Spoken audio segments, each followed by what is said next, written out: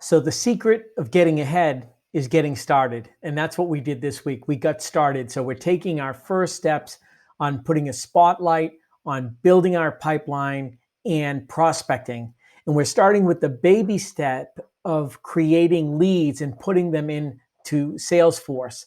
So in this video, I'm going to recap what we talked about this week. And that includes number one, just redefining and reconfirming so we're all speaking the same language. What is a lead? Then after that, I'm going to reconfirm or just review some of the lead sources we talked about on both of the calls we had. After that, I'll talk about our game plan. It's one thing to know the stuff, but what's our game plan to actually put these ideas into practice? And then I'll quickly share what our next steps are so you know what's ahead. All right, so this week we had a healthy conversation on what defines a lead. And it was important for us to understand that because some of us were mixing up a lead with an actual opportunity.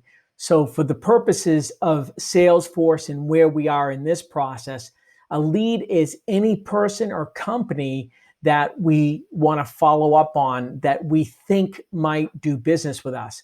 We haven't done any qualification yet. So many of you just got some leads from the McKinsey list.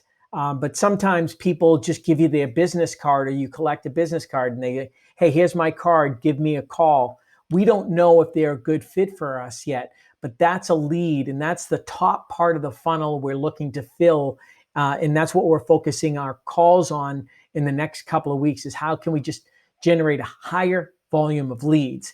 And then we're going to continue down the pipeline where we convert a lead into a contact and we create an account. But that's step two. That's when we reach out to them. We do some research on the web and things like that.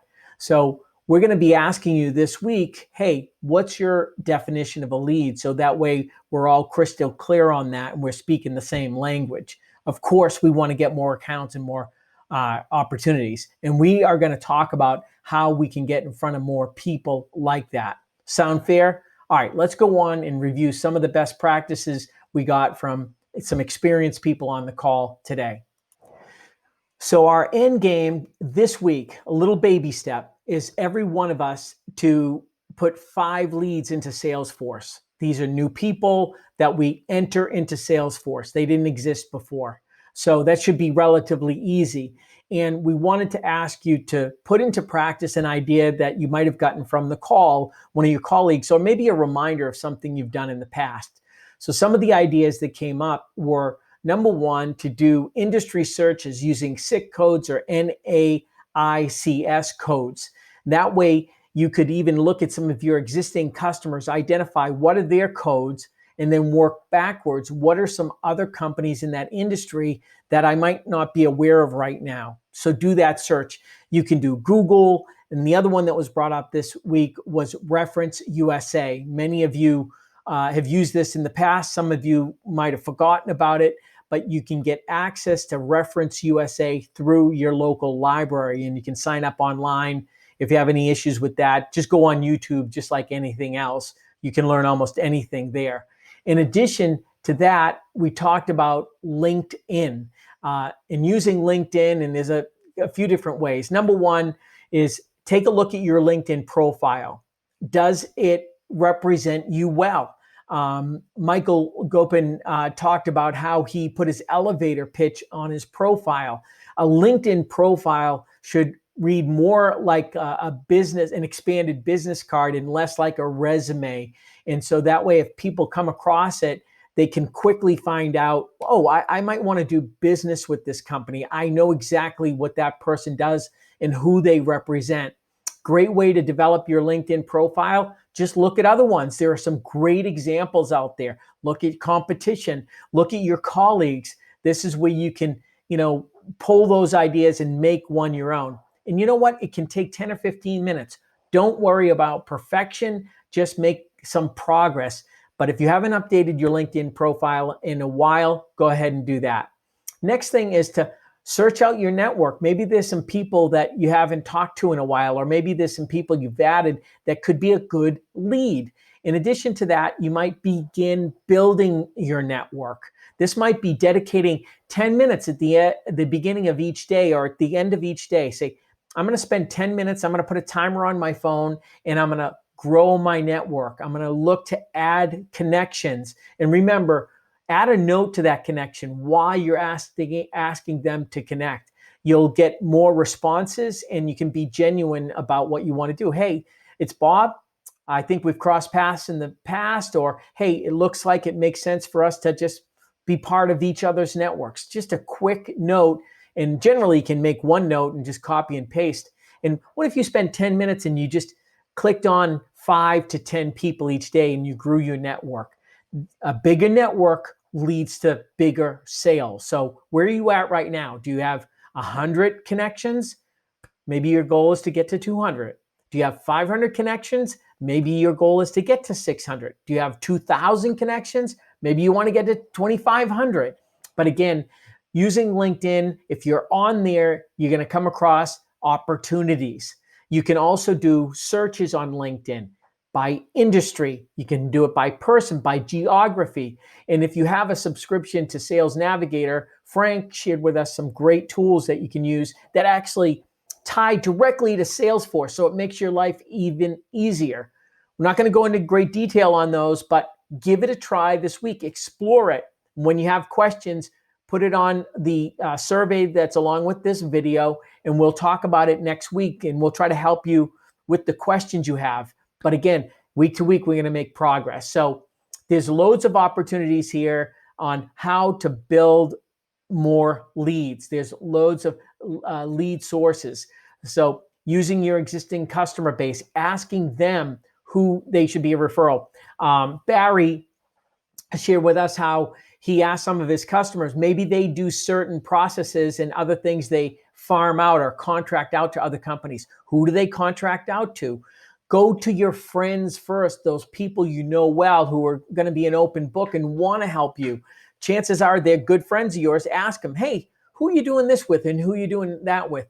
Who might be a good fit for me? So there's probably some good leads right there in front of you. Let's grab that low-hanging fruit. All right. So it's good to have ideas. Where we often fall short, I know I do, is in my game plan and actually putting this stuff into practice. It's kind of like my diet. It's like I know what I should do, but I don't always do the right thing. So how can I have a game plan? So I want to challenge you just to think about this week. Let's shrink the change. And if you want to, there's a little link down here.